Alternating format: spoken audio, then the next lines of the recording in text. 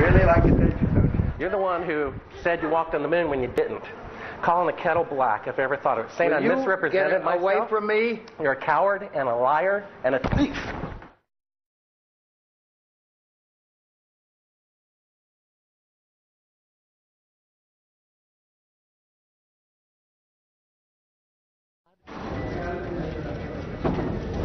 You want me to knock you in the head? Well, I want you to swear to God on the Bible that you walked on the moon. Okay. If you walked on the moon, we're given the opportunity to swear to God that you walked on the moon. I'm going to give you the opportunity to get the hell knocked out of you if you don't leave me alone. So why don't you just put the end to the record in the argument and put your hand on the Bible, swear to God you walked on the moon. Mr. Seibel, knowing you, that's probably a fake Bible. Well, you're talking to the wrong guy. Why don't you talk to the administrator in NASA? We're passengers. We're guys going on a flight.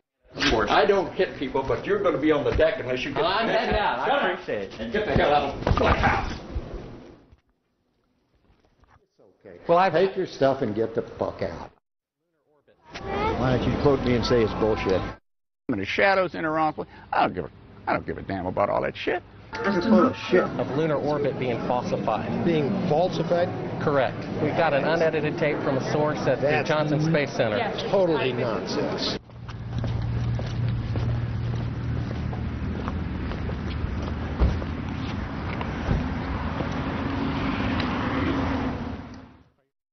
Mr. Seibel, you do not deserve answers. If you show this publicly, you're open for a lawsuit. Okay?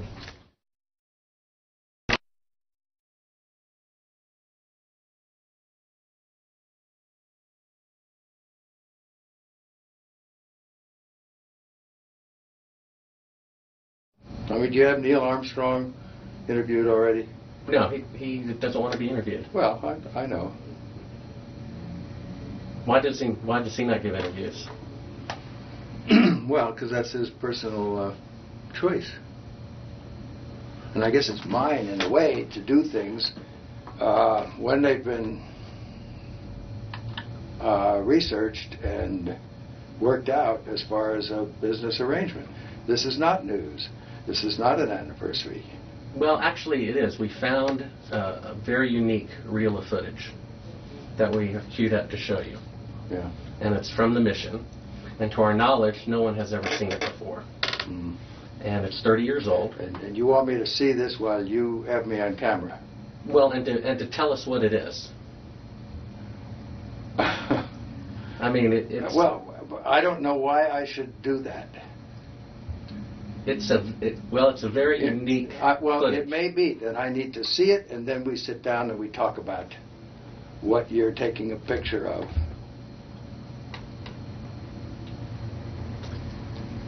I don't see where there's an advantage in it for me to do what you're asking me to do. I see all sorts of pitfalls. I see people who have managed to talk to somebody. Who did you talk to in our office? I talked with Heather at Tor Books. Yeah, but is this helping book promotion? Are you going to be putting anything out during the time that I'm marketing books? See, Heather does not represent me for the things you're talking about. She represents a book selling activity. I think when you see the footage, you'll see that it's very extraordinary, one of a kind, behind the scenes type of footage. Yeah.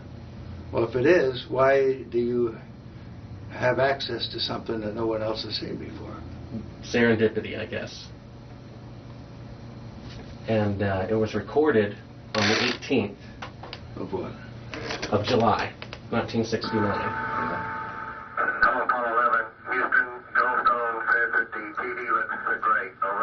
Do you remember this? The 18th?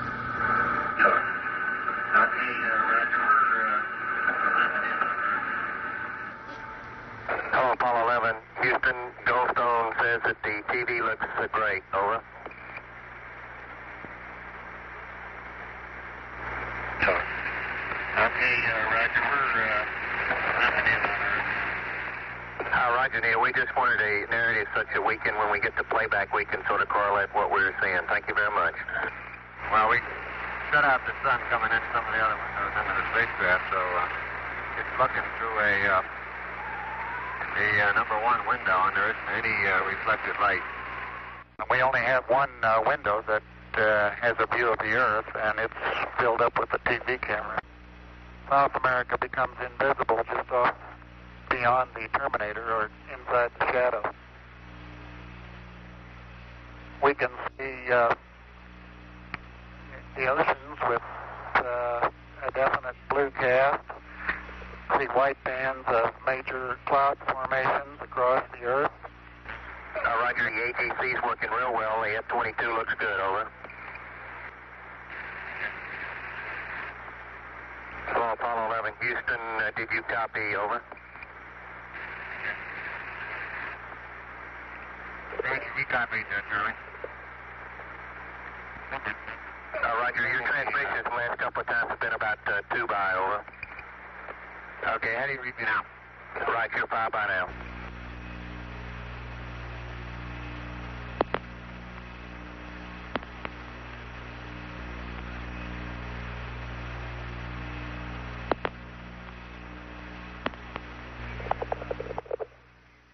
Coastline. Now we're coming in. Can't quite make out who that had.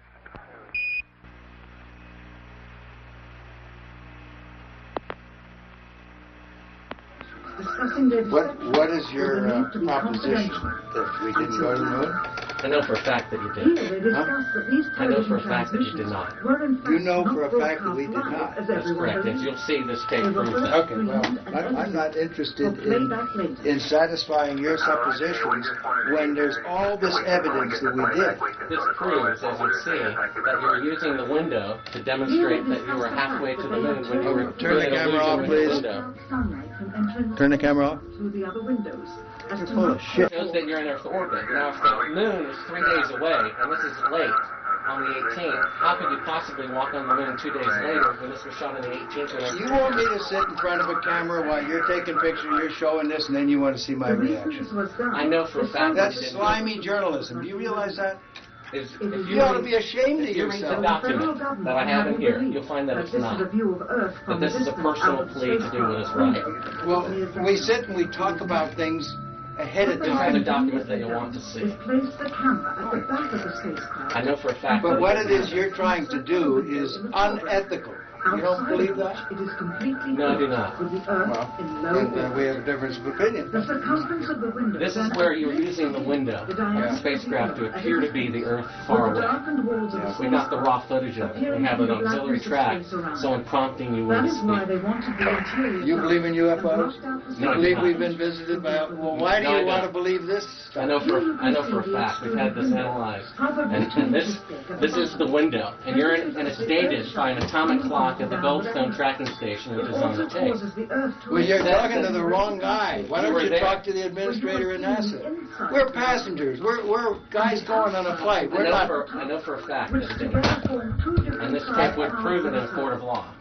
Subsequently, this It would. tape was never used. Why don't It you would. try? Why don't you put your money into a court of law and see how people laugh at you? You want it... No one has Is your laughed. camera working? No one has laughed. And this makes you the real famous person that has discovered this and reveals all this stuff. What an ego you must have to want to propel yourself like this. That's not why I'm doing it, and God knows that's not why I'm doing it. I'm doing it for the truth to come out because I think it was wrong. You can also notice how the Well, astronaut but you're doing it the wrong way. You don't mislead somebody like me to come in here. If you didn't go to the moon, that's misleading people. I'm showing you this Okay, tape. we went to the moon. We're not misleading anybody. Then how is it possible that this is the window? It's shot to make it look like Look, this you is can far away. manufacture all you want with This these is things. straight. This isn't manufactured. Sure. You know that it to isn't. that of an interior of the astronauts at work. I believe this would prove it in a court of law that you did not go to the moon. It's dated on the 18th. It proves when you remove the Will you give me your Here's business the light. card? It's all in there. Camera controls, It's all but in there. not throw light onto the spacecraft's wall. Here they remove part of the crescent insert. This proves that it's the window. You can see them removing the crescent insert that you did to create the Terminator line in front of You're the so window. full of shit, I can't believe it. If you show this publicly, you're open for a lawsuit. Okay?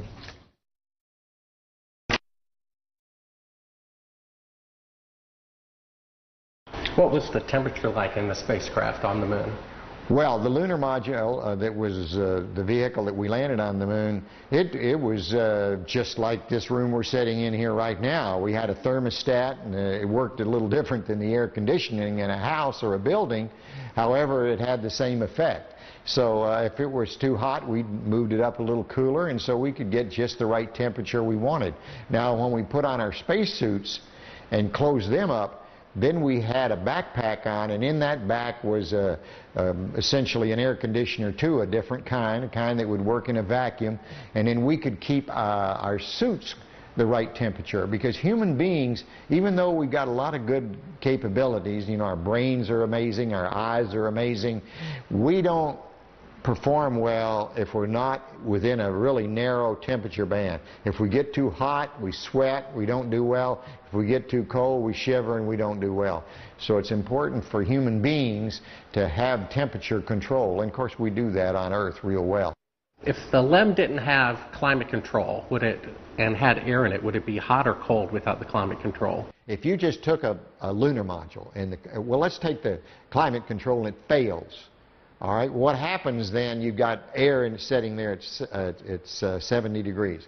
If the lunar module is setting in the sun, which it always is, then slowly but surely that temperature inside is going to go up to 250 degrees Fahrenheit. Now, you ain't going to make it, because you're going to cook long before that. What powered the air conditioning? What powered the air? Batteries. You had a number of big batteries in the lunar module. They powered pumps. They powered the air conditioning, they powered the communication system, and that's the reason we were only able to stay on the moon 33 hours. Later on, we got a little better batteries, more batteries, and we could stay longer. But batteries turned out to be, for the weight involved, the thing that gave you the power. Now, the best. Now, the command module, which had to last from the moon and back 10, 12 days, then batteries would have been too heavy, and so we used fuel cells there, which took hydrogen and oxygen and put them together and made electricity. So it depends on, like in a car, you wouldn't want a fuel cell now because a battery can do the job. But if you were trying to replace the engine, maybe you could use some fuel cells to drive the motors. Be too expensive now, but maybe someday. What was the power of the engine that descended to the moon? The rocket engine? Yeah. The rocket engine that we used to descend to the moon was a very simple rocket engine. It operated at low pressure, so that it was like running your car at 30 miles an hour, not running your car like a race car. The engines we used to launch from Earth was like running your car at race car speeds, you know. So everything had to be just right. But we were interested in safety paramount right there. We didn't have last-minute checks we could do. We only had one engine. It couldn't fail, so it ran at lower pressure. And when you were in it, you couldn't hear it in the vacuum of space. Any ill effects from the Van Allen radiation belts? No. Now, I'm not sure we went far enough out to encounter the Van Allen radiation belt. Maybe we did.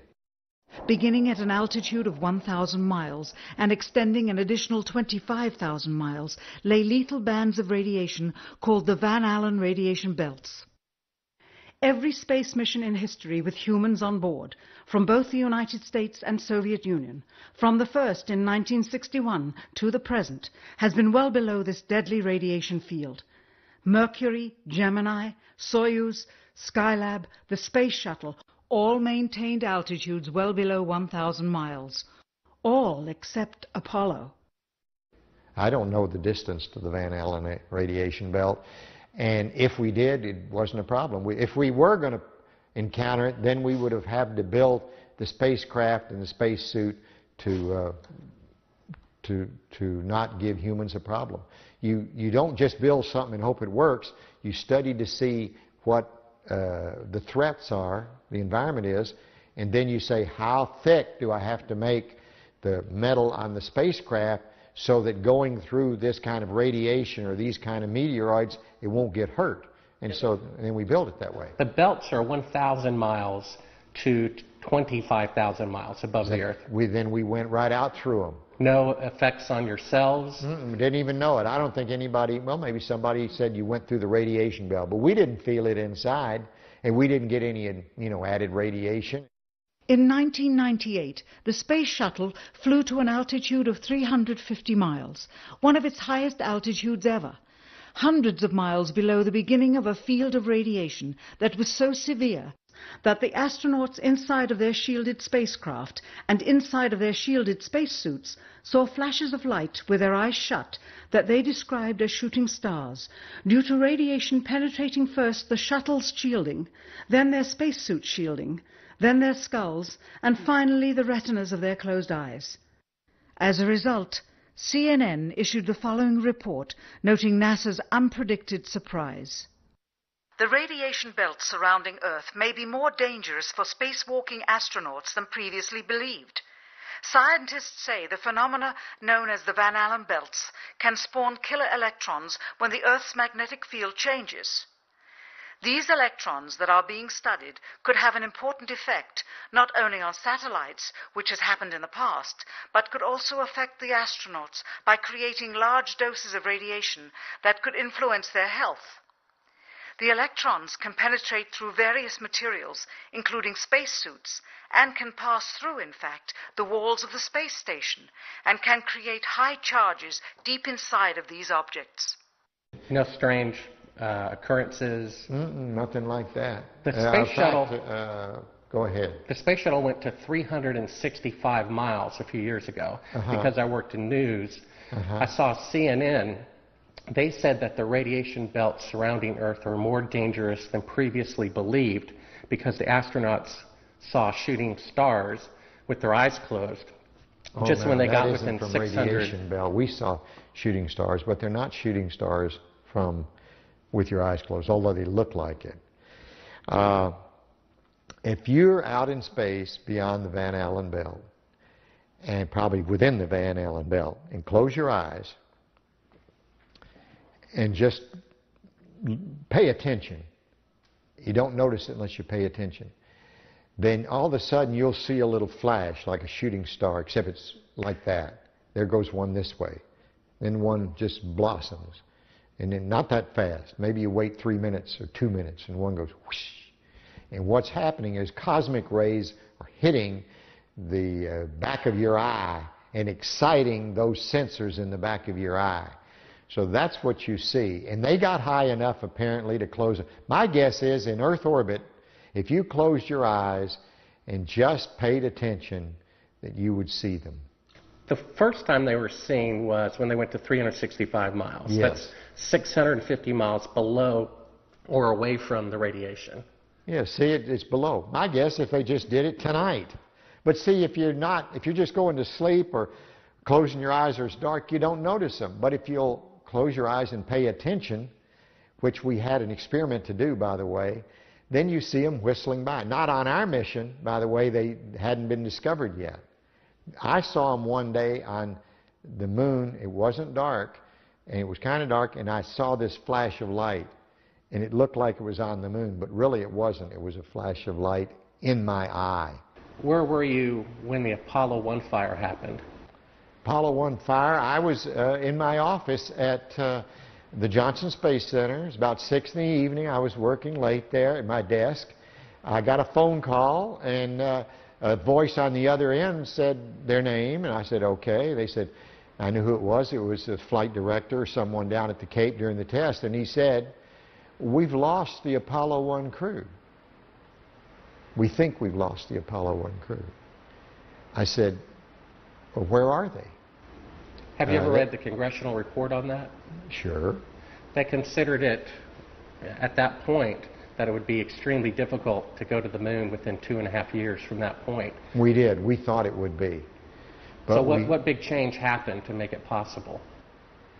Well, once again, with what we knew at that time, it looked like that would be difficult. So, but we started out on the journey anyway, And as we started on the journey, we found ways to shorten it. For example, we had a lot more flights planned prior to landing on the moon than we actually did. For example, testing the Saturn V. George Miller, one of the smart guys up there in headquarters, said, we're going to test, we've tested on the ground the S4B and the S1 and the S2 sort of. We're going to put them all together and test them all at once because we've run out of time and we want to get to the moon by the end of the decade. And people thought that was a crazy idea. People said, no way, it's too many unknowns. We couldn't possibly do that. There's no way, and George Miller kept saying, if we want to get to the moon by the end of the decade, we're going to have to do this. And I can remember when that was proposed, I thought it was a real crazy idea, not very good idea. Looking back, it was a great idea. Now, von Braun might have been in favor of it or he might not, but I'm sure if we asked him after it was all done, he would have said, what a great idea. We never thought of that when it began, and that compressed maybe the flight schedule by a whole year or maybe 8 months or something like that. We did a lot of that. We had a goal to get to the moon by the end of the decade, and we were trying to do it. That doesn't mean we were being careless, but it meant we were doing everything we possibly could to make that goal that President Kennedy set for us. And we did, in fact, make it. Now, you mentioned the guys who thought we didn't go to the moon. This must be what you're talking about? What? We found that. I guess you're familiar with the Fox special. Oh, yeah, I'm familiar with it. I watched it, yes. It's a good, it's a money-making thing. They don't have the landing legs extended. You know why? It won't hold the lunar module up on Earth. But that's not, those landing legs aren't extended. But, you know, this is some, you know, guys stand around saying, how can I make some money and make a movie? Well, I can make porno. That's good. I'm a filmmaker, and I've been in the business about 15 years, and I've been asked even to testify in court as to the authenticity of footage. And I saw this footage. It's dated by an atomic clock 3 days into the flight. All the astronauts are identified, and they're there putting the transparency over the window. They're clearly pretending to be halfway to the moon when they're not halfway to the moon. That is bullshit. I don't care what you say. I went to the moon and back, and everyone that's a scientist knows it. Now, if you want to not believe it, it's okay, you know? It's okay. It's a better story. It just happens to be a lie, that's all. Would you swear to on the Bible that you walked on the moon? I'm not going to do it because I'll do it over here. I won't do it on your camera. Well, why not? Because it just isn't an appropriate thing to do.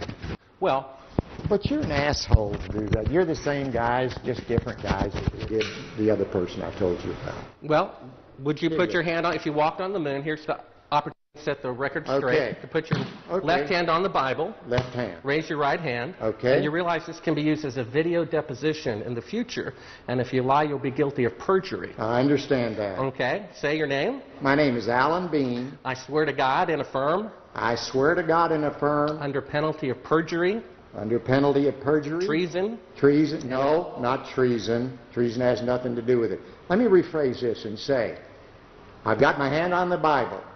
I went to the moon. I walked on the moon. All the other people that you think are people that NASA says went to the moon and walked on the moon but you won't go to the moon and walk on the moon. You won't say under penalty of treason. What's treasonous? That's doing something fraudulent to the taxpayers. That's crap. Well, what about isn't treason. Under penalty of eternal damnation? Under penalty of eternal damnation. And under penalty of treason? Treason is when you sell out your country. Well, if you used $135 billion to not go to the moon. That's still not treason. Treason is if you tell secrets to another thing. I've said enough. Now, you can use that and say, well, you didn't say something else. No. I know how people are. It's okay. Well, take your stuff and get the fuck out. I've asked 6 other astronauts if they would swear on the Bible, and they refused to do it. Neil Armstrong refused to do it. I know that. I know they do. Now, do you believe in God? Do I? Yeah.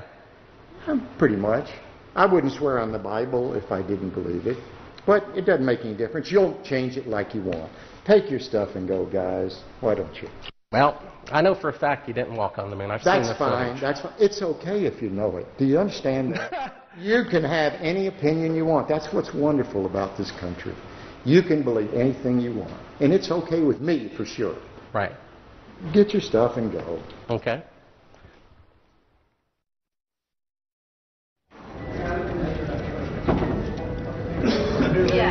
Yeah, right here's fine. I'm Bart with ABC Digital. How you doing? I was given a classified tape from the Apollo program that's 31 years old. It's an unedited reel, including outtakes from the mission. It's got about 20 takes of a single shot of the mission. What mission? Apollo 11. Yes. And the photography is being forged in the mission. They're faking a shot of being halfway to the moon. And they refer to you on the tape as a shot that was done during Apollo 10, where you put a transparency over the window and move the camera of the Earth and move the camera back away from the window, turned off the lights in the spacecraft, and appeared to be halfway to the moon when in fact they were in Earth orbit. Huh, really? Yeah, and they said it was the same way that you did it on Apollo 10.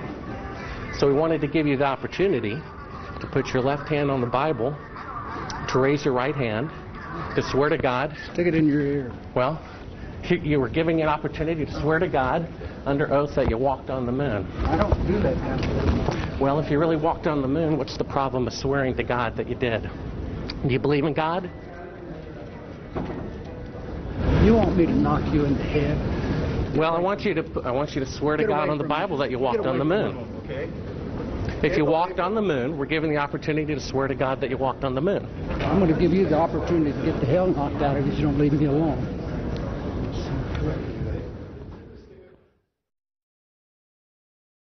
I got to a point on my 2 flights to the moon, particularly my last flight, when I actually made the moon my home for over 3 days. You know, you become detached from one planet. You become detached from Earth, which is your identity with reality. But we launched at night, had a circle of the Earth about 1.5 times, and headed out to the moon for a 3-day voyage when we got there. So the engine is loud? You get, pardon? Is the engine loud as you're descending? Well, the engine is very loud. It's very difficult to tell the difference between feeling sound and hearing sound, but yes, it's loud. When you were in it, you couldn't hear it in the vacuum of space. It's a very kinetic, very dynamic period of about 10 to 12 minutes. And you get down to 200 feet, and you go through an area where you're either going to land or you're basically going to crash. So is the Earth, I guess, is 6 times bigger than the moon is from Earth? The Earth is about 4 times bigger than a full moon looks to us from Earth. It was very close to the horizon on Apollo 17, and that was unique for us. We didn't have to look up like most of the other flights from most of the other landing sites were to look at the Earth. I mean, I just glanced over my shoulder, and there's the Earth. It was there all the time. It was so prominent. It was almost involuntarily while you're going about your work and being a lunar geologist and exploring and driving a rover, you'd always be confronted by the Earth itself. It was, I tell you what, it was almost like a security blanket because you knew it was there. It was the warmth that accompanied your visit to another planet.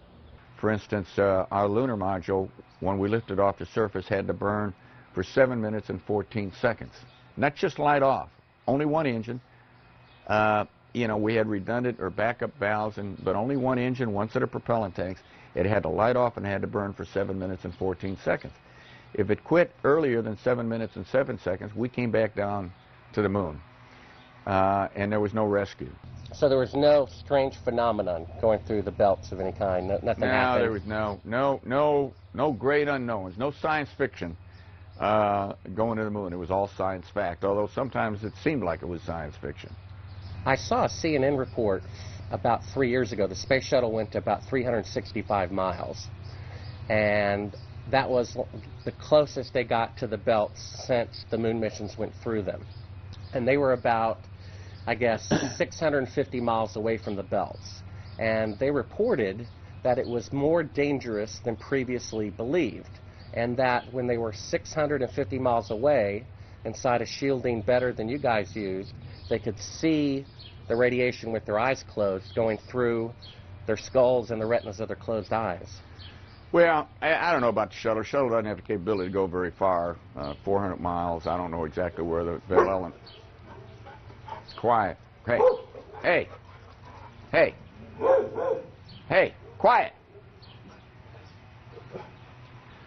You know, the shuttle doesn't have the capability to fly very far away from Earth, maybe 300-400 miles. I don't know exactly how far out the radiation Van Allen belt is.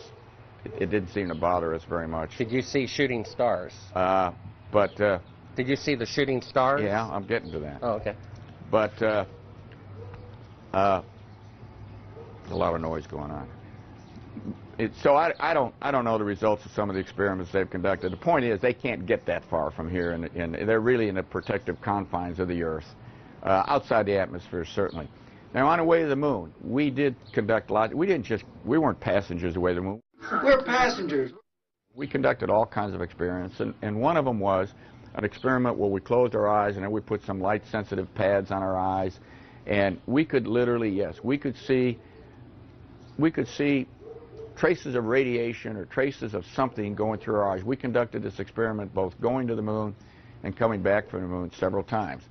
Now, what that all meant, I don't know, but it wasn't the kind of radiation that gave us a problem of any kind. But you could see it. You could close your eyes and you could see these things shoot by. We all saw it. Not on our mission, by the way. They hadn't been discovered yet. We did it on more than one mission.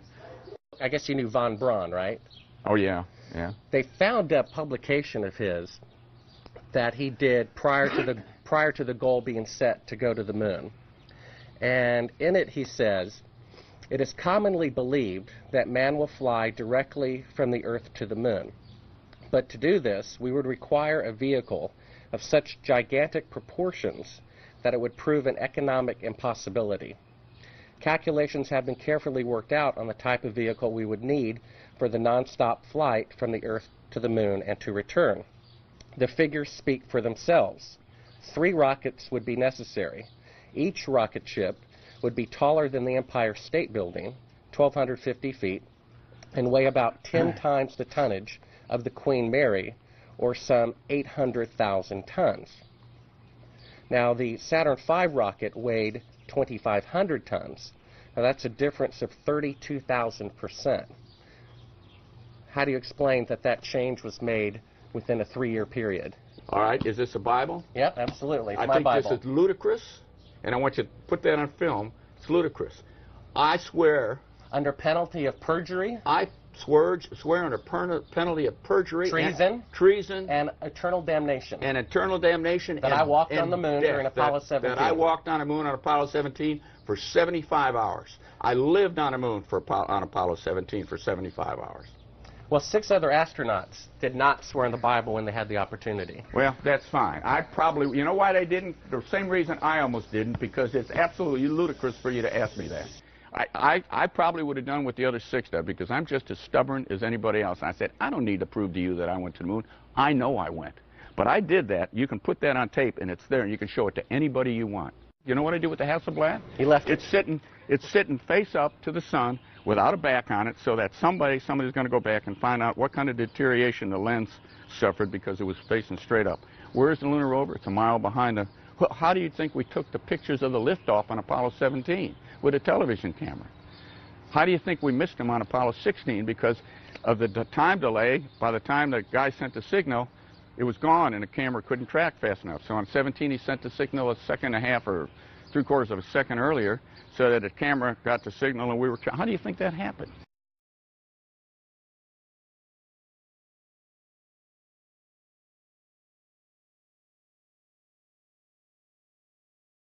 I've got a book telling me I didn't go to the moon, that thick, okay? There's a book there when you can't see stars in the daytime and the shadows in the wrong place. I don't give a damn about all that shit.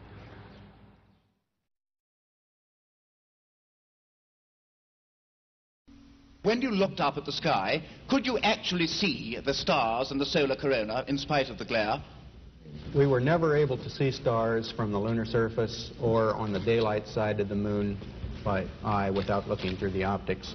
I don't recall during the period of time that we were photographing the solar corona what stars we could see. I don't remember seeing any. Mr. Collins, Bart Sibrel, ABC Digital. How are you? Good. I'm the gentleman who found the classified tape from your mission of you faking the window shot, putting the transparency over the window when you were supposedly halfway to the moon when in fact you were in Earth orbit. I have no idea what you're talking about. I think you must be some kind of wacko. Okay, well, we have the opportunity to set the record straight. Well, we're asking you to... I'm not on the record right now. Would you please go away? Well, asking you to swear in the Bible that you orbited the moon. Would you please go away? Well, if you really orbited the moon, why won't you swear in the Bible that you did so?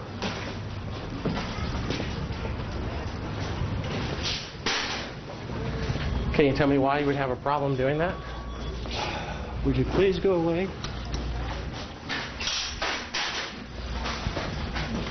You don't remember the shot where you put the transparency over the window? We have it being done up to about 10 hours before they supposedly walked on the moon. I just don't understand why if you orbited the moon you wouldn't have a problem about swearing to the Bible on it. Can you tell me why?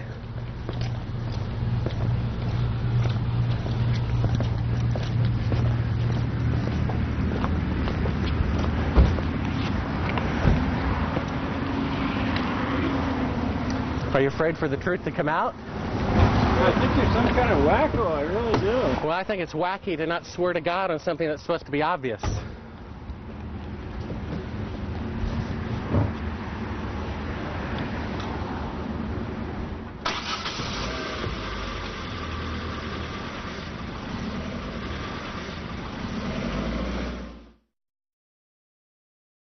Hey, Bart with ABC Digital.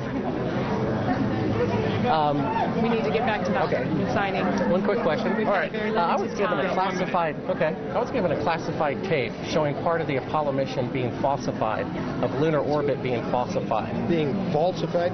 Correct. We got an unedited tape from a source at the Johnson Space Center. Yes. Totally nonsense. We wanted to give you the opportunity to swear in the Bible that you orbited the moon during Apollo 15. Okay, thank you very much. Appreciate it. All right, come on. Just one last question. If you orbited the moon, why do you have a problem swearing to God that you did so? Sir, I don't, but I don't feel like I have to do that because data speaks for itself. Well, we have proof that the mission was falsified. No, you don't have to. Sir, well, we do. I appreciate it. I appreciate it. Thank you here. Thank you. All righty. Howdy, Bart Sibrel, ABC Digital. I was given a classified tape from Apollo 11 showing them taking the photography of lunar orbit. Why don't you quote me and say it's bullshit? Well, would you mind swearing on the Bible that you orbited the moon? Come on. If you really orbited the moon, why would you have a problem swearing to God that you did so? Mr. Henderson, can I take a picture with you real quick, sir? Oh, we no more. We're through. Okay, thank you, sir. Sorry. I've got on the tape Neil Armstrong rigging part of the photography where he puts God will tell you how screwed up. Thank you, Mr. Anderson. Well, if you really walked on the moon, what do you have a problem? Orbited the moon, why do you have a problem swearing to God that you did so?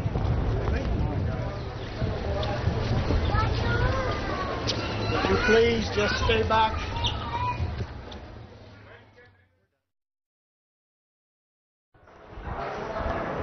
Howdy, Buzz.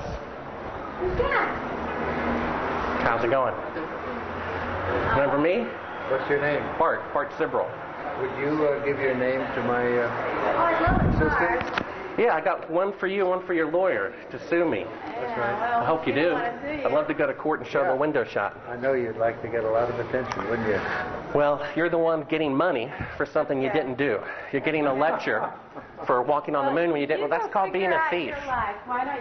That's called being a thief.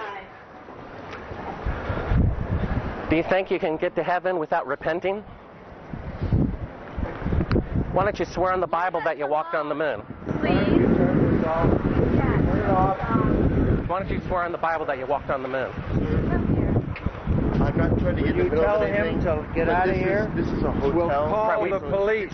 We pay. Come on in here, we'll call the police. Solicit you like that? Why don't you swear on the Bible that you walked on the moon? It doesn't, sir, I don't have nothing to do with this, but you cannot solicit on this property. We just paid to rent out the penthouse to shoot up there. So you can't solicit like this on this property. Keep shooting. All right, well, then I go through my measures. Yeah. You got to keep shooting, man. Okay, well, you can put it on your shoulder. Don't be shy. Come with me, Buzz. You really like attention, don't you? You're the one who said you walked on the moon when you didn't. Calling the kettle black, if I ever thought of it. Saying I misrepresented myself. Away from me. You're a coward and a liar and a thief.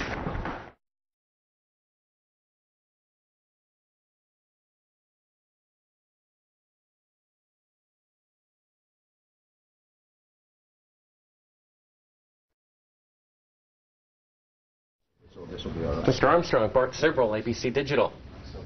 Wanted to give you the opportunity to swear on the Bible that you walked on the moon. Will you put your left hand on the Bible and swear to God that you walked on the moon? Gentlemen. Mr. Seibel. Yes? If you really walked on the moon, why would you not do that? So why don't you just put the end to the record in the argument and put your hand on the Bible, swear to God you walked on the moon. Mr. Seibel, knowing you, that's probably a fake Bible. Really? Well, no, it's a real Bible. You have the opportunity to have $5,000. The meeting is not open. Well, you have $5,000 cash. You can give it to charity if you swear on the Bible that you walked on the moon. Please I have give a it to tape. charity. It'd be fine. Why don't you swear to... Why not? Why won't you do it? So why don't you put your hand on the Bible and swear to God that you walked on the moon? Mr. Seibel has made a fool of himself in front of the world. Mr. Seibel, you do not deserve answers. Tell us, what is this video? I'm not quite following it on right now.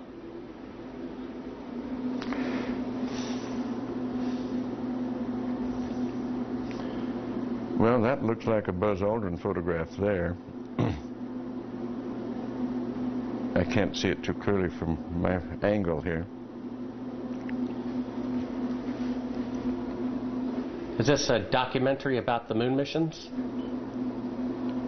I believe so. Well, I think it's a series of clips and vignettes. I'm not quite sure that's a documentary.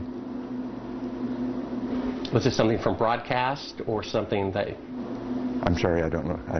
Without looking at the label and looking at it more closely, I have dozens of these things in here. What is this? They're talking about shadows and stuff like that. What is that all about?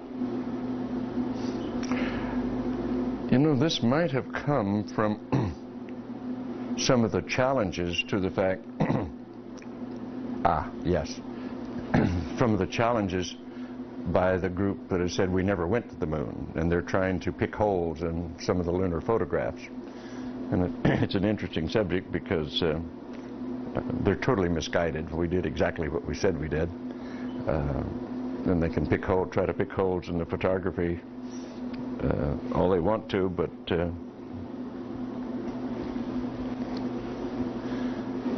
why is it that you have a copy of it? Beg your pardon? Oh, why do you have a copy of it? People send me stuff all the time.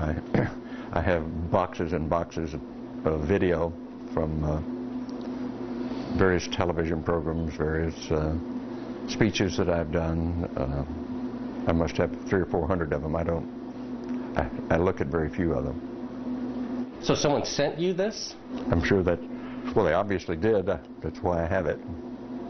Oh, so it's not something that you acquired or ordered or anything like that? You have to understand, I get at least a dozen books a month to review, 2 or 3, maybe 4 dozen videos a year from various people. Just want me to have it, so they send it along.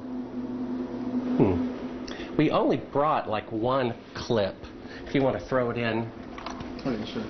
pop that one out. Is that?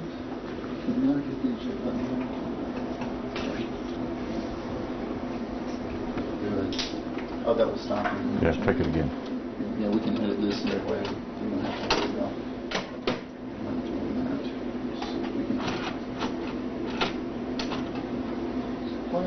Yeah, just hit play. Well, it goes in.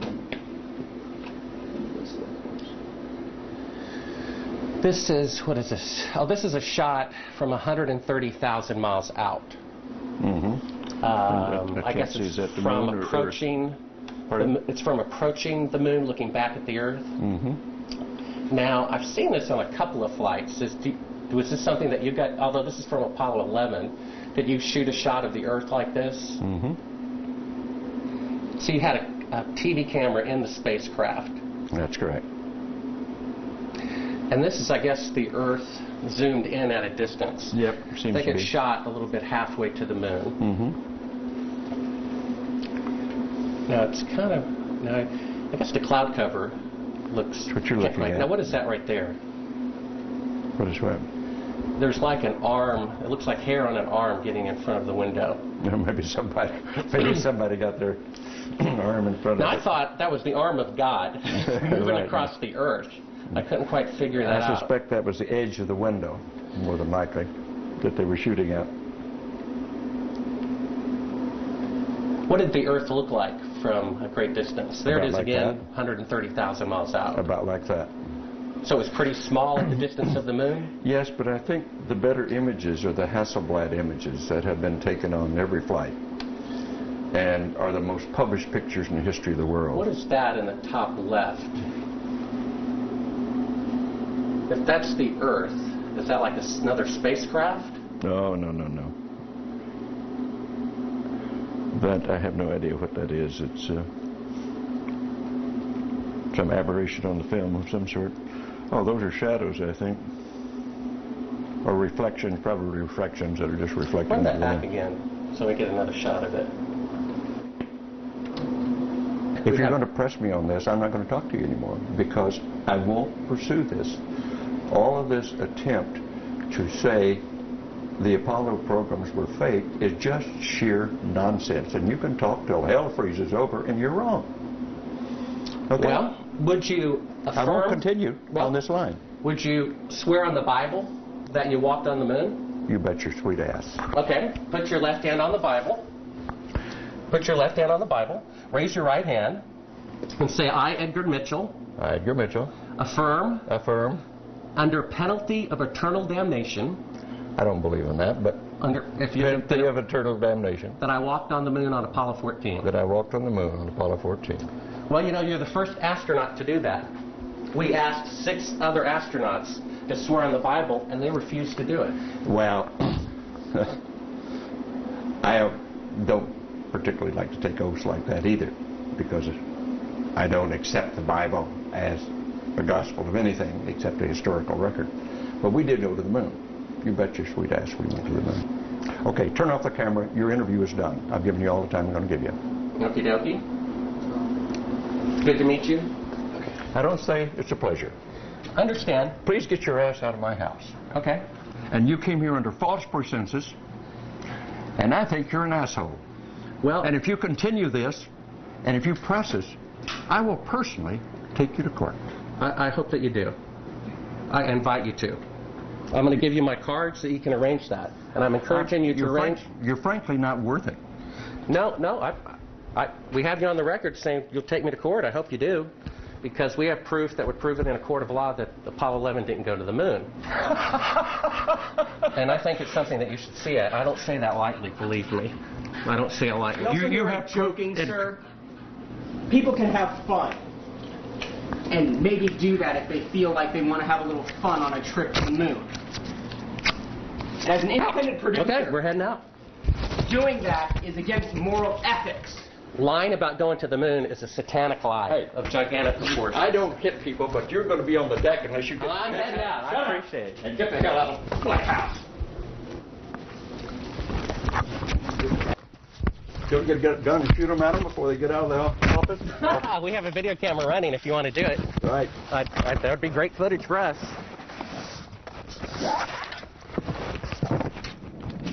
See you later. In court, I hope. Want to call the CIA? Have them whacked.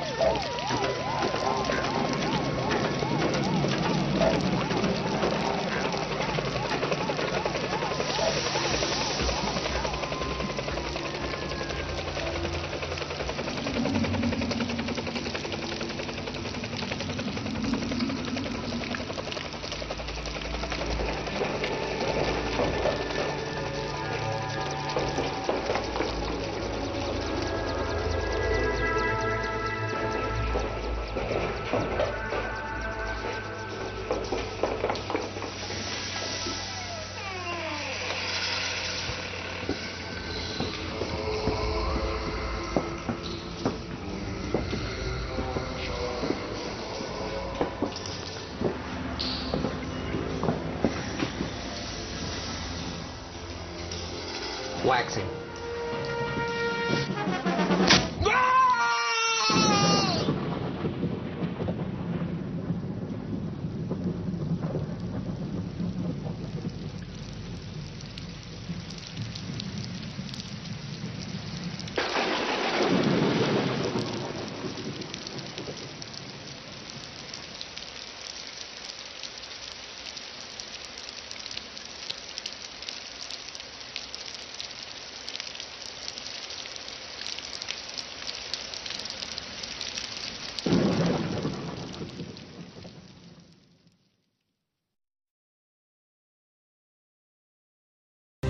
Astronauts moving in slow motion is another hallmark of the Apollo TV footage. There is no evidence at all of any astronaut making a leap or a jump anywhere near a height commensurate with 1/6G possibilities. But if they were actually simulating EVAs on Earth, they would then need help with their bulky heavyweight suits and backpacks in order to achieve the visual effect of moving around easily in lunar gravity. So enter wire supports. This is a tried and tested way of relieving weight from performers, or even flying an actor. Of course, confirmation that wires were used is in the detail. Here in this Apollo 14 footage, you can see a ping, a momentary glint. And again, run slowly.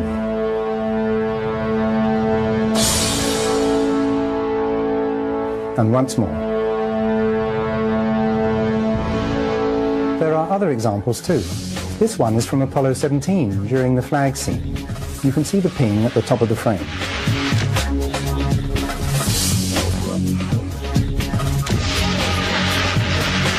In this footage from Apollo 16, we have telltale evidence of a slightly floating or dangling effect at the jump salute location. It's as if the weight is being taken off the astronaut's feet just a second or so too soon. Compare that sequence with an obvious rehearsal rig. The dangling effect is very evident.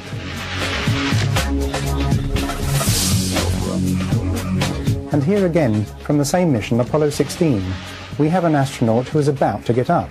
Give me a hand. Okay, here we go. Let me give you a hand, he says. There goes bag. There goes another bag. Coming. Look at it again.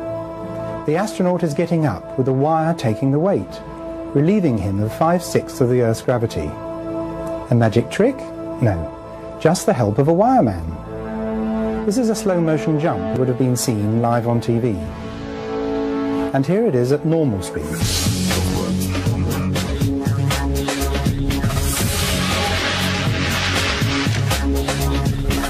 The well-rehearsed, pre-recorded material was apparently slowed down by 50% when we saw it on TV. And yes, we've done the necessary work to establish that percentage.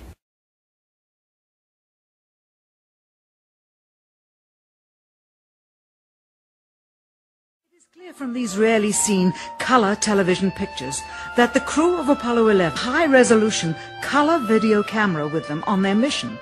Yet the only pictures broadcast live from the moon's surface were these from a low-definition black and white camera. In fact, the networks complained because in addition to this, they were forced to shoot the images, second generation, off of a projection TV of the technology of 30 years ago, and were not even allowed to take a direct feed, which further degraded the quality and clarity of the images. Perhaps this was precisely what NASA and the federal government had in mind. After all, it was a first, regardless of where they were. Better to open up their debut mission with fuzzy pictures and numerous blackouts, rather than show too much revealing detail of a false scene that was yet unproven.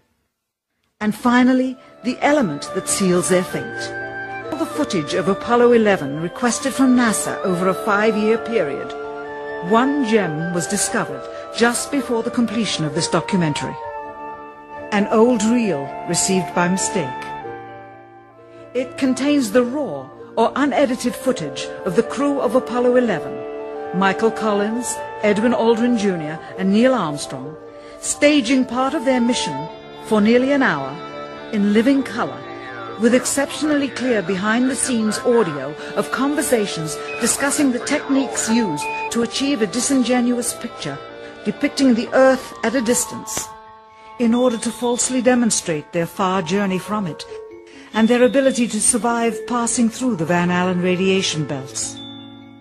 It cannot be misconstrued that this staging was done for some other reason, for the reel itself is slated and dated July 18th, 19th and 20th, 1969, the very days of the mission when they were said to be approaching and achieving lunar orbit. Furthermore, it is apparent they are in genuine zero gravity of the actual spacecraft, necessary to convince the mass media of their authenticity, just not any further than Earth orbit, as you will see. In this never-before-seen or heard footage, not only is the radio conversation between the astronauts and Houston Control audible, there is a secondary, private conversation taking place between the crew and a third confidential party, prompting the astronauts with what to say, when to speak, and how to effectively manipulate the camera to achieve the desired misleading effect. NASA claims that the Houston transmissions were the only ones taking place with the astronauts. Listen now as Houston Control initiates a conversation with the crew, only to find them too preoccupied with the behind-the-scenes trickery to respond. Moments pass and the oversight is picked up on by the clandestine third party, who quickly prompts them with talk. Immediately, Neil Armstrong speaks. Hello, Apollo 11. Houston, Goldstone says that the TV looks great. Over.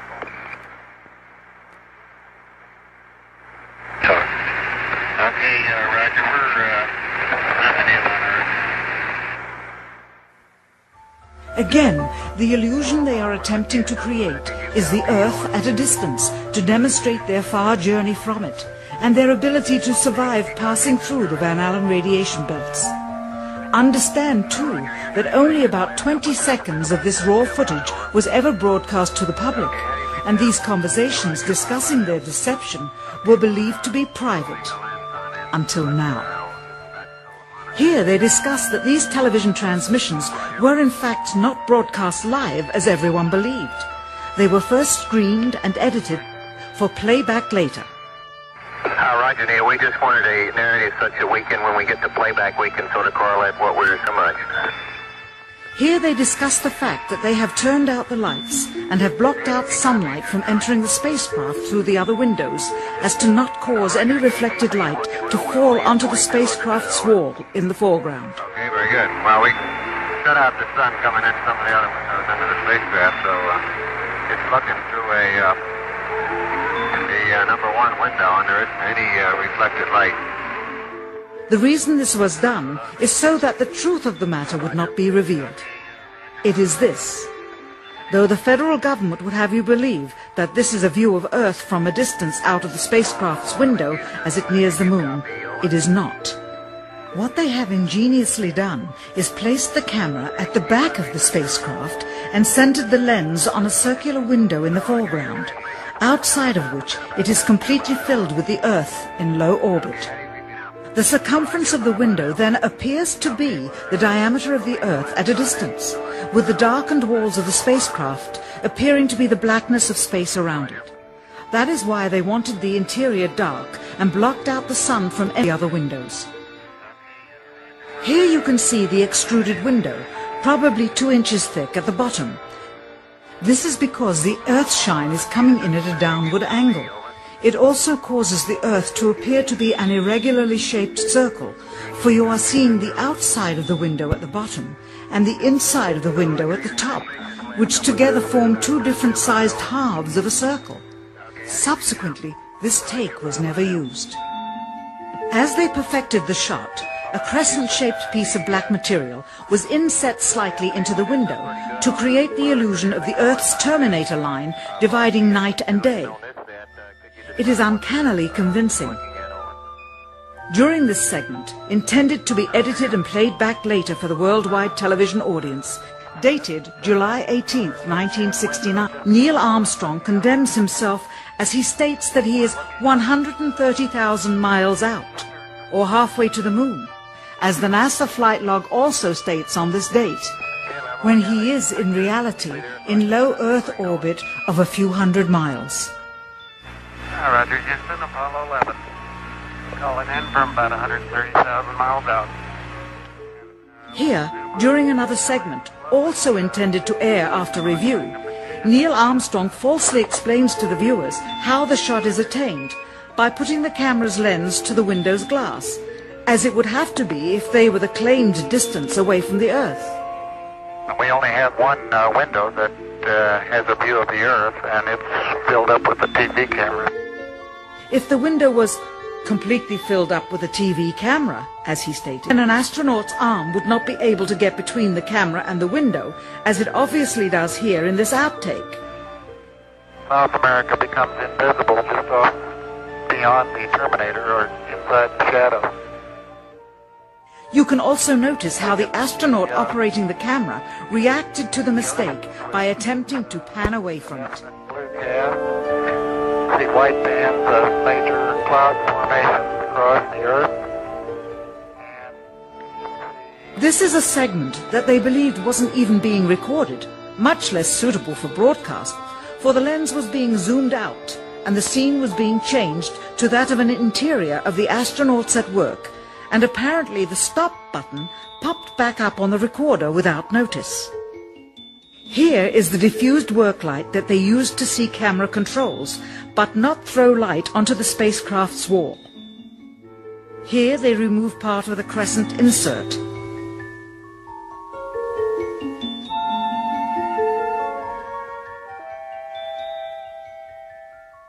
Finally, the iris is opened up to see the real location of the camera and the very bright and near Earth out the window. Here is the slate for the 19th of July, and the same shot of trickery on the 19th of July, and then the 20th, and the same misleading shot on the 20th. Later that evening, they were said to be walking on the moon. How can this be when they were in Earth orbit only 9 hours earlier, and the moon is some 3 days' journey away? Furthermore, if they genuinely went to the moon, why would they be faking any part of it? Why this trickery with the window? By faking being halfway to the moon, it becomes apparent that they did so because they could not even go halfway. On the 25th anniversary of the event in 1994, Neil Armstrong made a rare public appearance and held back tears as he spoke these brief cryptic remarks before the next generation of taxpayers. Today we have with us a group of students among America's best. To you we say, we have only completed a beginning. We leave you, that is, undone.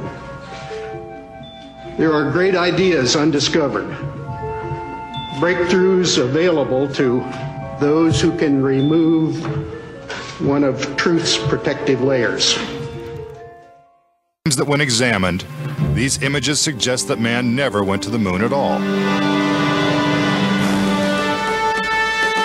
This famous scene of man taking his first steps on the lunar surface is one of the most recognizable in history.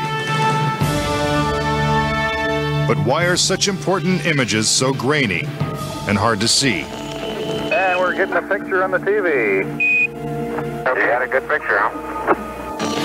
NASA claims it's the result of 1960s technology.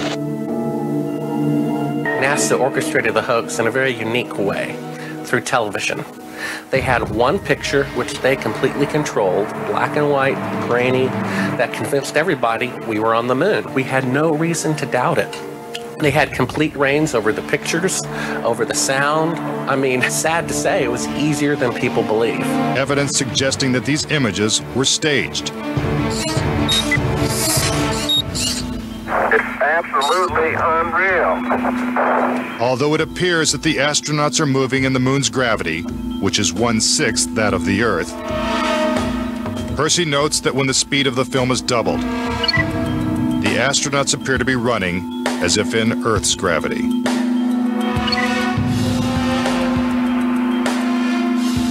Also, when the footage of the lunar rover is doubled in speed, it looks as if it's driving here on Earth.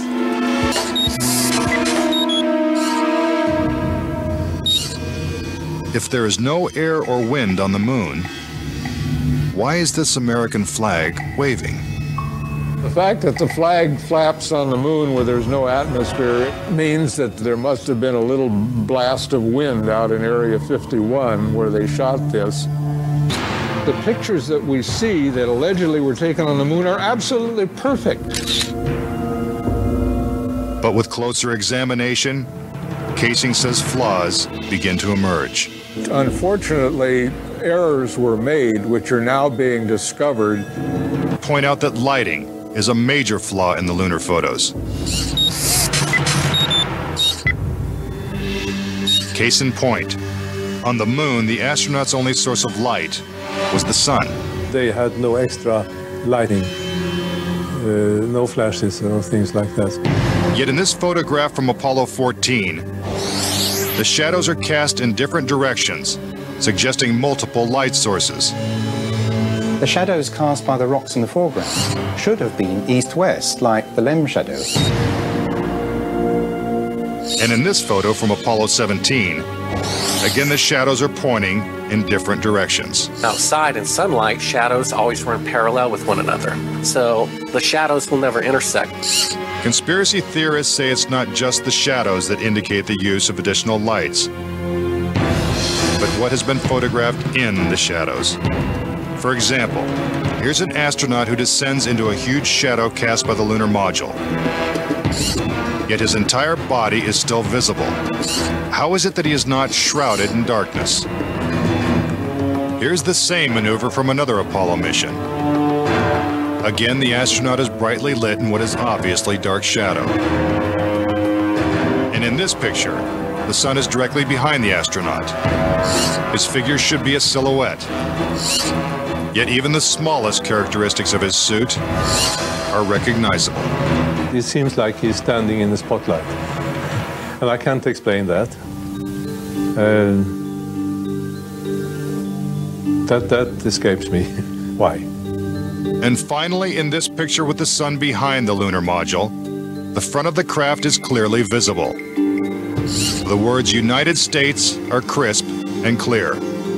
How could these backlit pictures be so detailed? It's because there's more than one light source, which means they're not on the moon. But NASA simply dismisses these arguments. But the questions continue. Why do some of these images shot at different times and different places appear to have identical backgrounds? These two photos seem to have the same mountain backdrop, yet the lunar module is only present in one of them. Seemingly impossible, since the LEM never moved and its base remained even after the mission.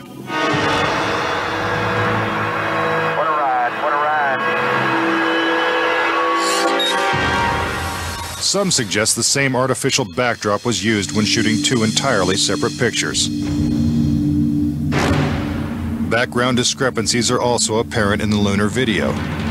The best evidence are some pictorial anomalies in the photographic record of the trip to the moon. There is one for Apollo 16 where the same shot, the same hill, appears in 2 different days. This tape was shot on what was reported to be the first of Apollo 16's lunar excursions. But it couldn't pick a better spot. And this video was from the next day at a different location. It is the most beautiful sight. NASA claims the second location was 2.5 miles away. But when one video is superimposed over the other, the locations appear identical. Even closer examination of the photos suggest evidence of doctoring.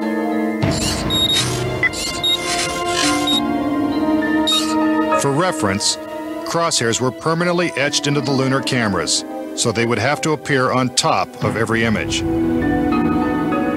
But in this photo, a crosshair is behind a part of the lunar rover. This situation is impossible and has to be the result of technical manipulation and doctoring of the image. And in this photo from Apollo 11, the equipment in the foreground is covering the crosshair, not behind it. And in another from Apollo 12, the American flag is covering one crosshair, and the astronaut is covering the other. When presented with these questionable photos and videos, it's absolutely unreal.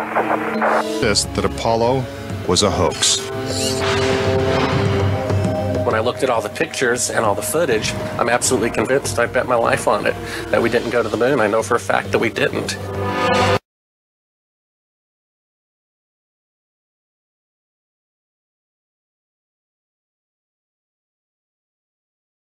If we zoom in here, you'll see that they are cutting out sections or layers or images, and there's absolutely zero reason to do this. If this was just a practice run in a pool, you would never need to do this kind of editing, unless you're trying to edit live video. So let's see if that's even possible in today's technology. So we should know that anything that they can show us nowadays, they've had for 20 or 30 years. So it shouldn't surprise us that they have the ability now to simply edit out live items from live video.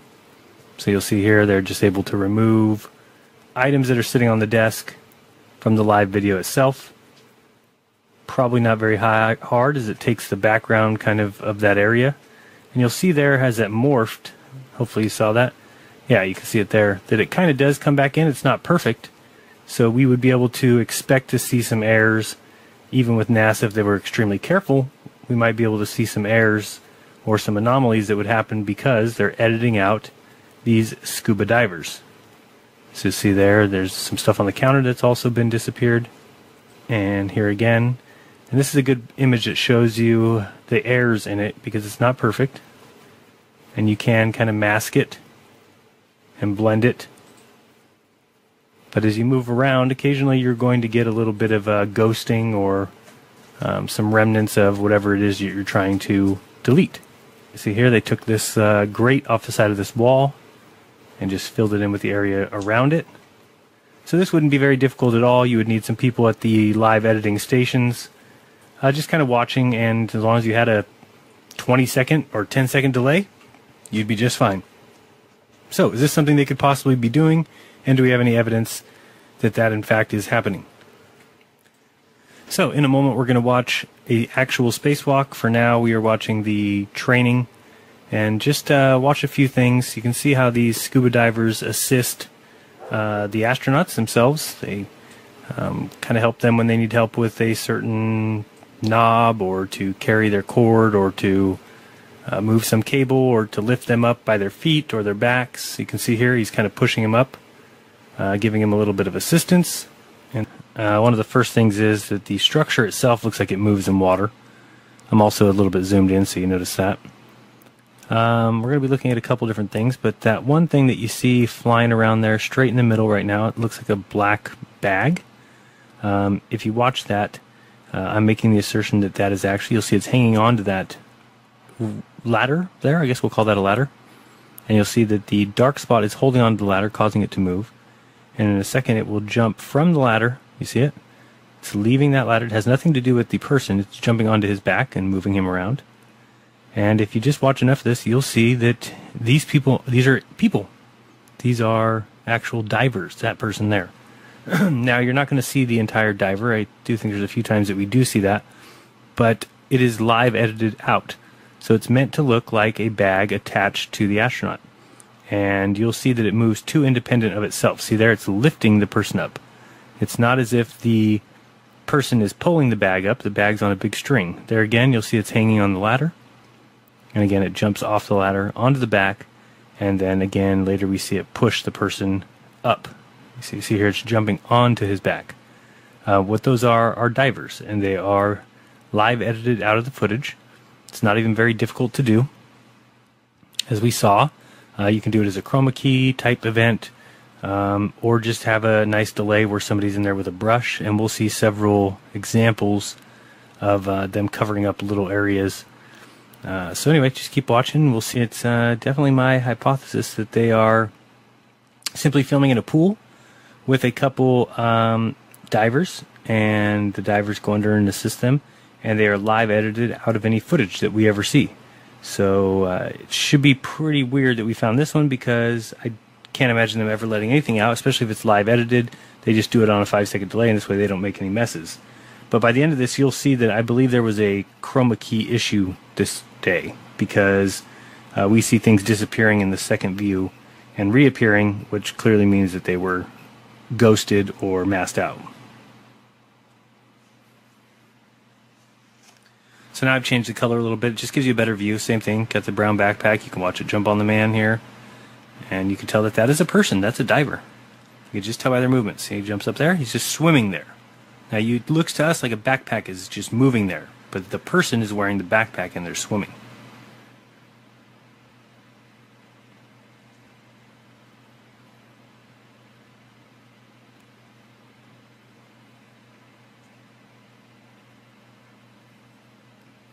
So I know a lot of people always ask, well, isn't this just more people to bring into the secret? And I would agree that it looks like it is. Now you got to include some of these scuba divers, unless the astronauts themselves do it on the spacewalk. I'm not really sure. But one thing that we should point out that is interesting, that it's unfortunate, but also true, that people will do almost anything for money. You can see the flipper there. Right straight ahead, you can see the flipper down, flipper. And people will do anything for money, and so ask yourself this question and be honest. Don't say it out loud, because you'll probably be less than honest. But ask yourself what you would do for $1 million. And really think about it. And pretty much the most gross thing I could think of, I'm thinking that most people would do. If you're talking about eating something out of the trash, obviously, I think a lot of people would do that. If you're talking about even getting much, much grosser and doing something much, much more nefarious even, I think that when you look at it that way, and then you also examine the kind of people that you've come to meet in your lifetime, and then you start thinking, what would those people do? Now, if you look below here, straight ahead, you'll see the shadows kind of going crazy. And you'll see that there's all kinds of stuff going on that don't match what's going on above. And that's because you're just looking at a bag. And if you look at that bag floating around, you'll notice that the shadow kind of coincides with it, because there's a diver there. These are divers. You can actually see their flippers on occasion. Here comes that one around the side. And this is a better color, so you can actually see the flipping. Can you see the kicking? Hope you can. It's there. And so we got them. We know what they're doing, and now we can exploit that. And like I said, my wife and I spent majority of the afternoon going through other videos, and it's pretty freaking obvious. You'll see there that that brown bag is bringing that guy down. And so it's obvious. And from there, we just need to start investigating some of these old spacewalks, or even current ones, although we'd have to figure that they've gotten better. But by researching those, I think we're going to find a lot more and put together a pretty good case for treason. All right, so let's watch the brown bag in front here for a second, because I want to show you how it morphs out. And you should see it like flashing, because it's part of the chroma key activity.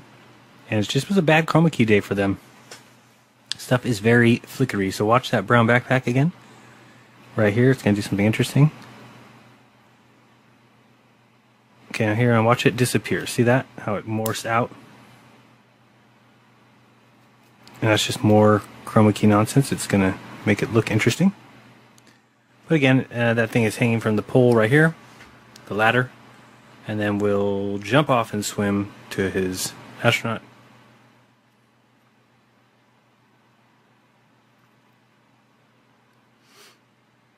There you should be able to easily see the kicking. There it is. Kick, kick, kick. Move the hand. Kick, kick. Yeah, clear as can be what is going on. Again, I'm very quickly fast forwarding and rewinding just to kind of get a better view of what's going on. You see him grab the foot there, swing underneath. See him? Swing underneath. So, I have no idea the response that people will get on this video. I don't know if you'll all say, nope, there's no chance, or if it's as obvious to you as it is to me. And from here, we just start doing closer research at these spacewalks. But that's what they've been doing this whole time, huh? They train in the pool for their real-life pool activity. The only difference is the scuba divers are chroma keyed out, but they're still there. There's one right there at the bottom. That bag is moving independent completely of the astronaut above him. All right, so here we have two astronauts. You see the one at the top and the one at the bottom. Look at the feet of the one at the top. Right there, do you see his feet being grabbed and pulled over? That is by a scuba diver. And if you just look around, you'll see them all the time have to interact with these astronauts, or to fix something, or to give them room to do something. That's baloney. It doesn't make sense. Yeah, that's what I thought. Okay, so keep an eye here coming up. I don't know how I'm going to direct you to where it is. Where the astronaut is on the bottom, look where his legs are. Okay, his legs are in that little divot there. Oh, you see he just got helped? See the hands holding his leg? That was obvious. Wow. I'm even seeing things the first time here. You see shadows moving across there that shouldn't. That person that's a scuba diver. Now keep your eyes where that astronaut's legs were. Oh man, this is really bad. See that thing floating away there? And it's crazy because what you're seeing you have to base on your knowledge of how people would move and what things would do in free space. But you'll see clearly after watching it a few times, you can't deny that's what's going on. See, I want to watch that lower right corner there because I saw something earlier. So kind of where that second astronaut is on the right. Just kind of keep an eye on that. And we'll see a little something here. You'll see kick his legs over there. Okay, so his legs just went kind of underneath that panel. But you'll see something else coming up here in a second. Okay, so he moved away from the panel. Up, back under it. Moves away again. Okay, his legs are getting up, so now somebody's going to hold his leg up. There's the hands. See the hands? They're trying to help him stay down. Hands, get him down. That's all it is. They're being blacked out. See that right there? There's people pushing him there. You can see their arms. You can see their... Wow. It's even more obvious than I thought. So Miss and I were watching some Apollo 16 footage, which we're going to be watching now. And in it, there is a spacewalk, I believe, when they're coming home. And there's clearly another scuba diver, so we wanted to point that out. But we'll just kind of skip through this because we've already watched it, and it is hilarious. Or if it's not a scuba diver, you can tell us what is yellow and floating in space right next to him. So you see here we got the, I mean, this is science, folks. Don't ever forget it. I don't know why you doubt it. It's kind of rude. I don't. Is this real NASA footage that you're showing us here? Oh, this is actually NASA's footage. Because they have that archive on their site that we just pull from. And this Missa keeps saying, you know, there's people in there. We got people in there. There's people in there. And here's the wire, you know, that's needed. Flowing in the wind. All right, come on. Wait, hold on a second. What's the source of this video? This is not real NASA footage. This is Apollo 16 raw footage. The saddest part about this all is that this is science. If it wasn't for this, I would have a hard time giving science a bad name. But when you have evolution to start with, and this is number 2, the moon landing. I mean, this is a person like in a room or something. Who knows? Looks like a reflection. But what they show here, this is clearly a fake moon. And in a second, they'll have to morph into like a telescope view, so you'll totally see the change. So this is filmed through the window from that capsule we just saw? Yes. Mm-hmm. And look how they're like able to scan the whole moon. Oh, watch out. Here we go. So this is just a mess of a piece of film. First of all, I don't know why the astronauts don't have backpacks in this spacewalk, but like they don't have their life support. There's so many things wrong with this. Trying to explain, I don't know, maybe they would. Would Red's rhetoric explain? He has to think this is real, so I guess you'd have to explain it. Yeah. Oh, I'm a little bit out of control. So, you know, my opinion would be right here, you've got the scuba divers behind him with his foot. Now, I don't see that right here, so but you'll see it in a second.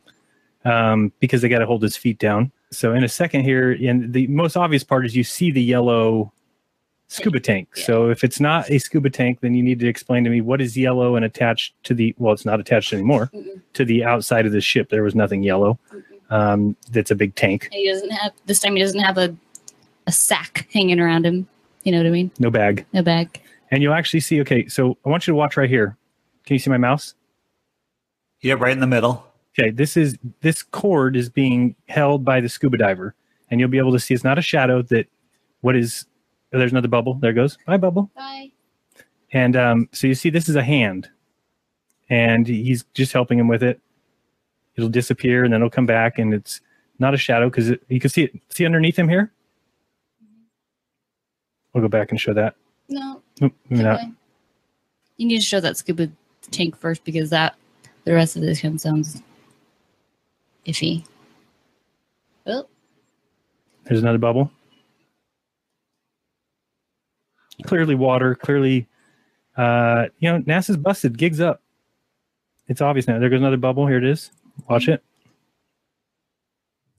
And I would say that before I saw the scuba guys, I would say those little things flying off, I'd be like, those could be like little flakies coming off. Like I never was a bubble believer. And I'm still like a 90% bubble believer. But if they're in the water, then there's absolutely. Did you just see that one go right in front of your face? One of the things they do to fool you is they film this at an angle or upside down at times. So the bubble's not going straight up because they got the camera, turned 15 degrees to the side. Another bubble. You'll probably want to rewind in slow-mo. Okay. That is there it is. Diver. You can actually see them swim out of the picture and back into the picture. There's nothing else yellow that he took out there with him. Nope. So what would be yellow that appears out in the middle of space? So hopefully everybody can see that, but it's a little, maybe slow-mo it first and then try and pause it. I don't think I have slow-mo in here. Oh my God. Can't believe it. We'll watch it again. Go ahead. Now, where did you get this video from? NASA's website. Yeah, they have a site that's got all the films of all the moon landings. It's like it's a white page with all these links. Okay, so there you can see the tank start to appear. There's the diver coming up. Oh my God. Now, he doesn't have anything. He didn't take anything yellow out with him. He didn't take anything with him. So there's not even another choice.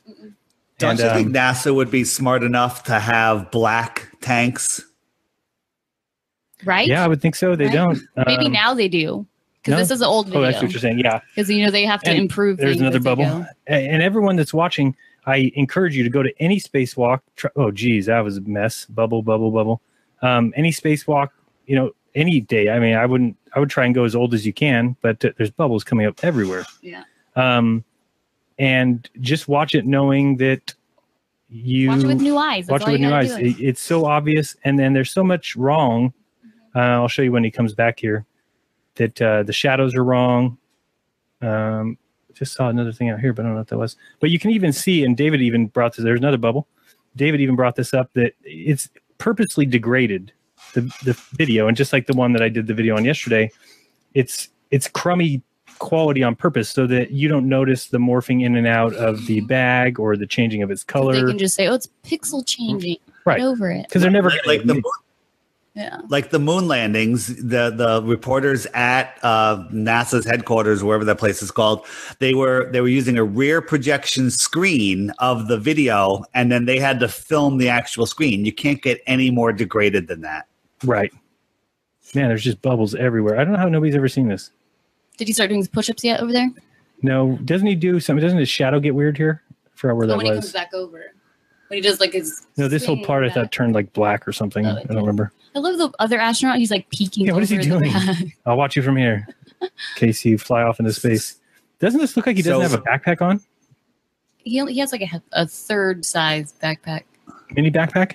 Oh, rewind to show that one part with the right there where I saw that helmet come into view. Oh, that was weird. But it could have been this thing. A little bit back. And we're going to go a little bit back and show you this. There? Yeah, I think so. Right there. So I'm not sure what this... It's like a layer of some sort. Helmet thing is. We tried to see what that was, but then it disappears.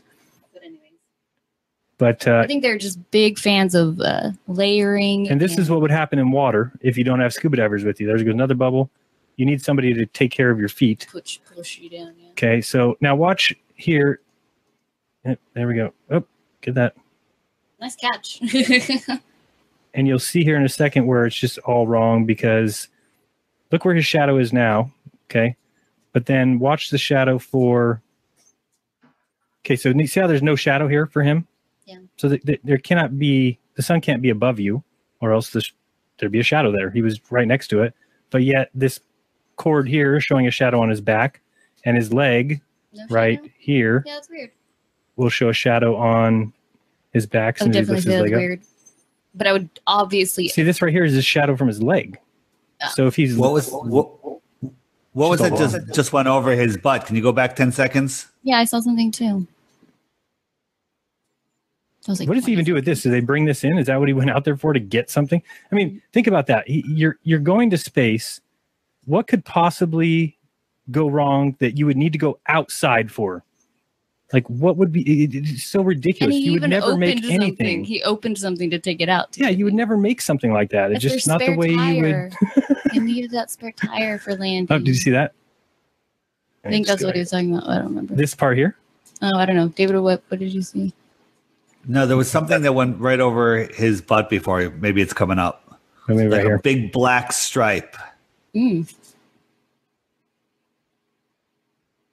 maybe it's the shadow of the pipe. Maybe that's all I saw.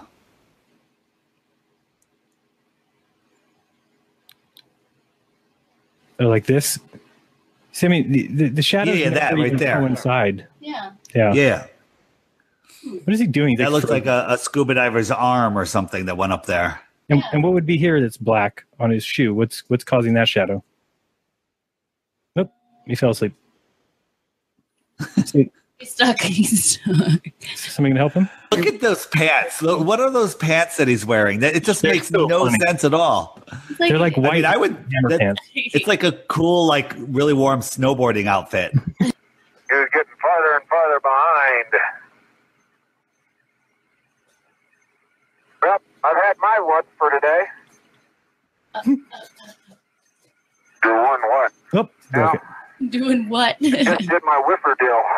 Oh, did you fall? No?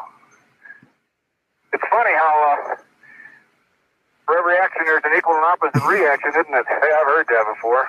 So I turn the volume for a second. So he's trying to figure this thing out. He can't do It's it. a science experiment, by the way. Then he says he's going to go take a break, and that's how he takes a break. Just standing there. He just stands there. I'm going to take a break. So then they get mad because this guy needs to come help him. And he comes over here in a second And to be then the savior. play the volume when the guy comes over, because that's funny. Okay. It is hilarious. So now see this white like experiment going on over here? On It's the like a left. little pylon or something. Looks like it's like, hoisted up or tilted up or something. This guy comes over here and just destroys it. How we have the LSP enabled on Okay, with Jane's rate of oxygen consumption, that'd be a good idea to Watch this guy just trample it. Like, I'll get it. So let me come over here and forget this experiment. Flight science. Sonoma County's also suggested you just try pointing straight out. Probably $1 million. Loose in that direction. Just step all over it. So they play with this for a while, and then this is where this guy falls. Now remember, if this post goes through your suit or something, you You're die. dead. Yeah. So, like, look at it. We'll float. Float. Let me get my foot down there. You get Jack. See, that's the key. That's the key. What is he doing? He's like balancing on that thing. Oh, Watch how he's like sliding. He's like sliding at an angle, kind Get of. way down there. Okay, now try. Right out there. We got a couple inches at a Go. Go. And we have a Get it. recommendation on the problem with that thing. It's put the wrench on it. When he goes like this, no more from you. Oh, yeah. Right here, he falls. He's like talking to your drunk friend. I mean, this is ridiculous. How can people not see this? I know. Watch this part. I mean, this part is so funny because he just tries to take it too far and then falls way over here. And then his buddy tells him, puts his finger up in his face, like, that'll be the last time you do that. Whoop. And it's because it's gone. There you go. Now watch his buddy go over there and tell him, puts his finger up in his face, like, dude, Get up. dude, we don't do that He here. destroyed that entire project. It's Look at him. trampled. Dude, we don't do this on the moon. we act like adults. But we have moon rocks. I have been messaged with this argument so many times that I have decided to make a short video about it. The number one argument to validate the moon landings, when all logic, real science, and photos and video directly from NASA prove the moon landings were fake, is moon rocks. They even write articles like this one telling you that you are stupid if you question the moon landings. because they have moon rocks, and common sense dictates that because we have moon rocks, we went to the moon. We are going to talk a lot about common sense in this video. Now, what happens when someone has the bright idea or the common sense to test these moon rocks that have been given to museums by a U.S. ambassador in 1969? They turn out to be petrified wood, and I will link all the articles from what people consider to be reliable news sources in the information section of this video. You know what common sense tells me? That NASA is made up of complete liars that lie about everything, and when they are exposed, they question your sanity or intellect if you refuse to believe in their lies anymore. They would have you believe that this official government and NASA website picture does not have a Ziploc bag holding a picture of the moon on the LEM landing pad. This is not a photo of a man next to the other picture. This is a reflection of tin foil. Science and heat problems, logic and common sense dictate that if these were photographs, that this picture was not taken on the moon. That is why they say it is a reflection of tin foil. They will tell you that your eyes are lying to you. By the way, if you want to zoom in and out of any picture online or any website, simply hold down the control button on your keyboard and scroll up and down with your middle mouse button. This picture is not manipulated in any way. Check it for yourself.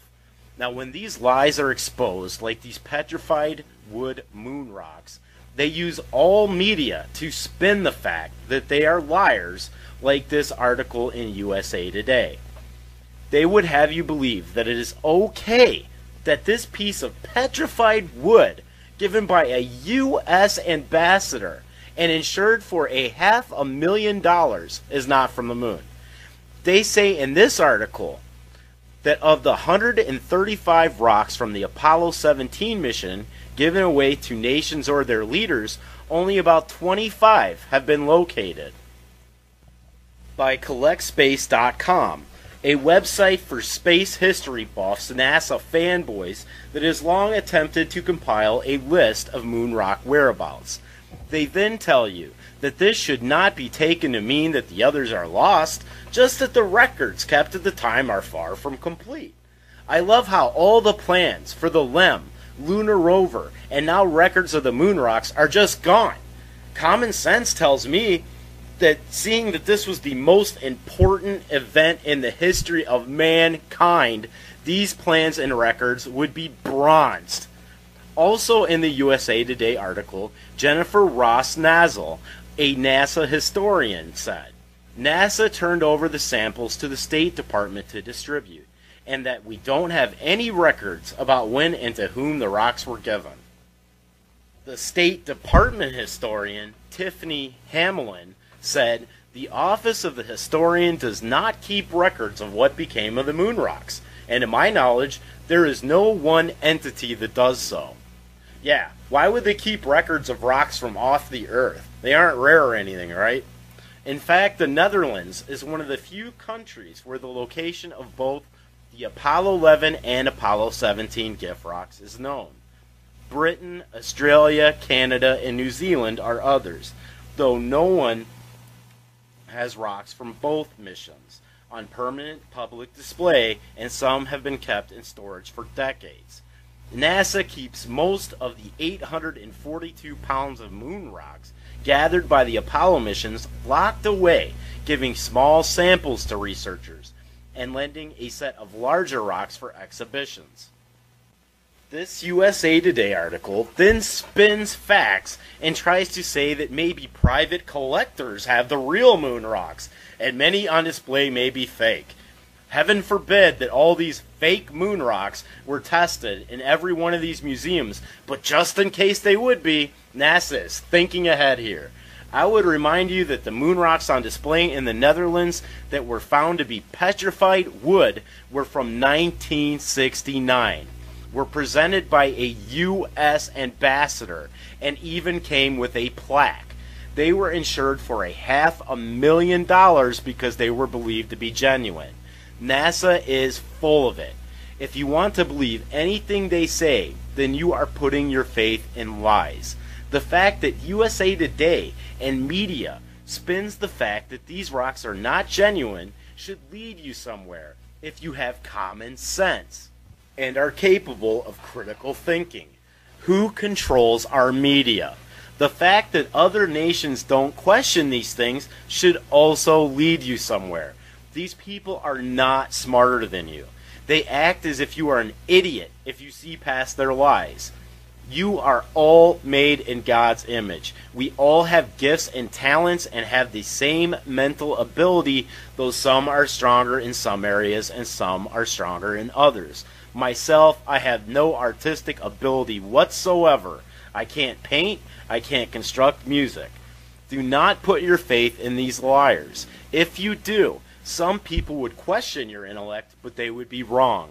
I know that this has nothing to do with intellect. This is brutal and absolute subtle mind control, where they tell you what to think, how to dress, what to eat, what to drink, what is cool, what is not cool, what music is good, what music is bad. Take a look at the rock band The Beatles. People copied their haircuts, their clothing. When the Beatles used drugs, the entire country and world followed. You are not a mindless sheep or just a number. You have a name. You are an individual and you have a choice. You have a God-given intellect to see past these lies. Please use it. NASA's lies are very, very dangerous. Buzz Aldrin said he saw aliens in space. If you believe one lie, you will believe another and another, until your illusion of reality bears no resemblance to reality or any real science. Be capable of critical thinking. Ask yourself simple questions, like are dinosaurs carbon dated? When you see the results, what does common sense tell you? Why do Freemasons, who number just about every president and astronaut, believe the Earth is 6,000 years old? Why does this date show up in their diplomas and on their buildings? It is because they think you are a number and a sheep to be led wherever they want. You are better than that. You can ask simple questions like a child. Questions like, how does a spider know how to weave a web? They would have you believe that it is instinct that they cannot explain. Logic would tell you that this is a complex program inside the spider's DNA. Who programmed it? They destroy your curiosity and corrupt your intellect from the time you are children. They act like they have all the answers. They don't. They are simply manipulative fools and liars, led by the biggest liar and manipulator to ever exist.